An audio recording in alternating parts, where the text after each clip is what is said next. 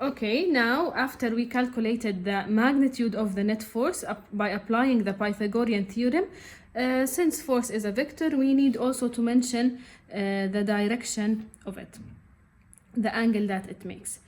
Theta, which will show the direction, is equal to the tan inverse of the y, or the vertical force, Fy, divided by Fx. So it is equal to tan inverse.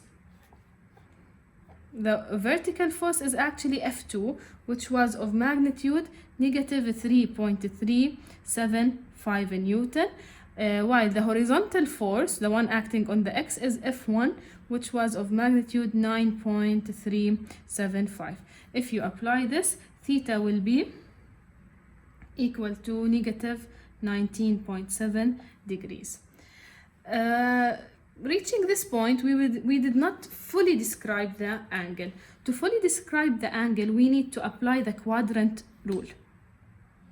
Quadrant rule says if your vector is in the first quadrant, then the angle from positive axis is just theta. While if it is in the second quadrant, the angle from positive theta is 180 minus the absolute value of theta.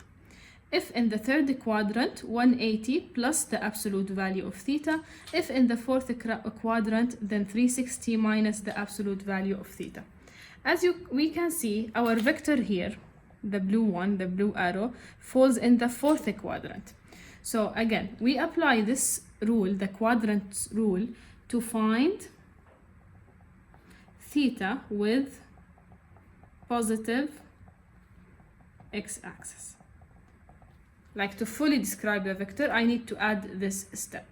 To find the theta from positive x-axis, I check, okay, my vector is in the fourth quadrant, so theta from the positive x-axis is equal to 360 minus the absolute value of the theta calculated in the previous step, negative 19.7, which will be around 340 degrees. All the time add this sentence with positive x-axis in order to show what do you mean by this angle.